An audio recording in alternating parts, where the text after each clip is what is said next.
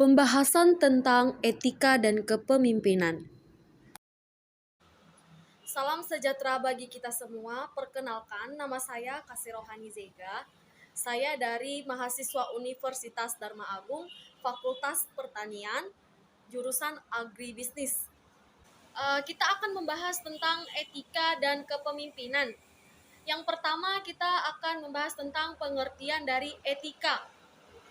Etika berasal dari bahasa Yunani kuno yaitu etikos yang berarti timbul dari kebiasaan, yaitu cabang utama dari filsafat yang mempelajari nilai atau kualitas yang menjadi studi mengenai standar dan penilaian moral.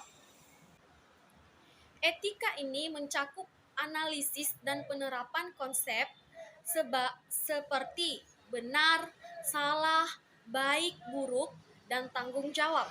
Sehingga dapat dikatakan bahwa etika merupakan ilmu yang membahas perbuatan baik dan perbuatan buruk manusia sejauh yang dapat dipahami oleh pikiran manusia tersebut. Jadi dapat kita simpulkan bahwa etika ini adalah refleksi dari apa yang disebut dengan self-control. Karena segala sesuatunya dibuat dan diterapkan dari dan kepentingan kelompok sosial itu sendiri. Etika ini identik dengan perkataan moral, karena moral menyangkut akhlak manusia. Misalnya, perbuatan seseorang dikatakan melanggar nilai-nilai moral dapat diartikan bahwa perbuatan tersebut melanggar moral dan norma-norma etis yang berlaku di masyarakat. Unsur-unsur dari etika. Yang pertama, kebebasan. Kedua, tanggung jawab. Ketiga, hati nurani. Dan keempat, prinsip-prinsip dasar moral. Kita akan membahas satu persatu unsur-unsur dari etika. Yang pertama yang kita bahas adalah kebebasan. Kebebasan dalam hal ini adalah unsur pokok utama dalam wacana etika. Etika menjadi bersifat rasional karena etika mengandalkan kebebasan. Dalam hal ini, kebebasan itu adalah kemampuan manusia untuk menentukan dirinya sendiri. Kebebasan lebih bermakna positif dan ia ada sebagai konsekuensi dari adanya potensi manusia untuk dapat berpikir dan berkehendak. Kedua, tanggung jawab. Tanggung jawab adalah kemampuan manusia atau individu yang menyadari bahwa seluruh tindakannya selalu mempunyai konsekuensinya. Yang artinya seseorang manusia itu harus memiliki kemampuan dalam bertanggung jawab. Segala pertanyaan yang akan timbul dari tindakan-tindakan yang diperbuatnya. Jadi tanggung jawab berarti bahwa orang tidak boleh mengelak bila diminta penjelasan atau tindakannya tersebut. Orang harus bertanggung jawab atas segala sesuatu yang disebabkan olehnya. Tanggung jawab merupakan pembatasan dari kebebasan yang dimiliki oleh setiap manusia. Dengan adanya rasa tanggung jawab, maka kebebasan yang diberikan kepada setiap individu tidak akan terjadi kekacauan atau hal-hal yang tidak diinginkan oleh masyarakat. Ketiga, hati nurani. Hati nurani dalam hal ini adalah penghayatan tentang nilai baik atau buruk suatu perbuatan yang dihasilkan oleh manusia. Hati nuranilah yang memerintahkan atau melarang suatu tindakan itu baik atau buruk menurut situasi. Dengan demikian, hati nurani sangat berhubungan dengan kesadaran. Kesadaran adalah kesanggupan manusia dalam mengenal dirinya sendiri. Pada dasarnya, hati nurani merupakan ungkapan dan norma yang bersifat subjektif. Keempat, prinsip-prinsip moral dasar. Kesadaran moral adalah beberapa tataran yang perlu diketahui yang bertujuan memotivasikan tindakan individu dalam kerangka nilai moral tertentu. Prinsip tindakan moral mengandaikan pemahaman penyeluruh setiap individu atas perbuatan tindakannya yang dilakukan sebagai manusia. Ada 3 prinsip moral dasar. Yang pertama, prinsip bersikap baik. Kedua, prinsip memiliki rasa keadilan. Ketiga, prinsip memiliki rasa hormat. Manfaat etika. Manfaat dari etika yaitu 1. Etika bermanfaat sebagai penghubung antar nilai.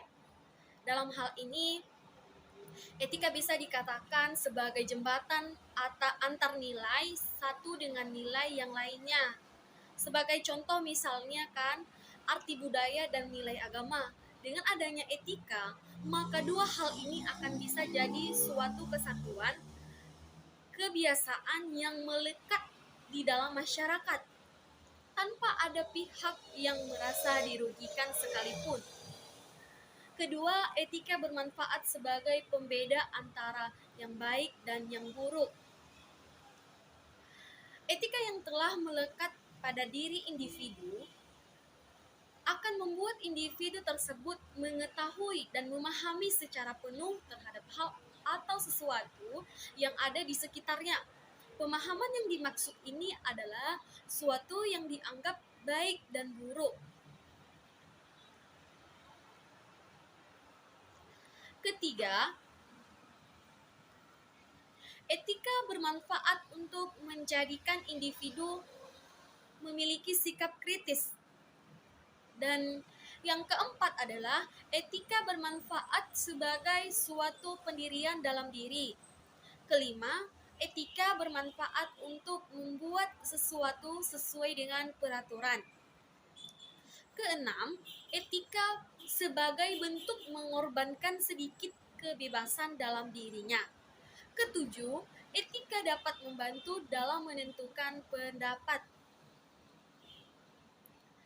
Selanjutnya kita akan membahas tentang kepemimpinan. Kepemimpinan merupakan suatu elemen atau komponen yang saling berhubungan satu sama lain untuk menggapai tujuan yang ingin kita capai. Untuk mencapai tujuan tersebut harus diindahkan dengan sikap dan perilaku yang sesuai dengan etika dan moral. Sebagai seorang pemimpin juga perlu memiliki etika dan moral yang baik, terutama dalam menjalankan suatu pemerintahan. Dalam hal ini, etika itu berangkat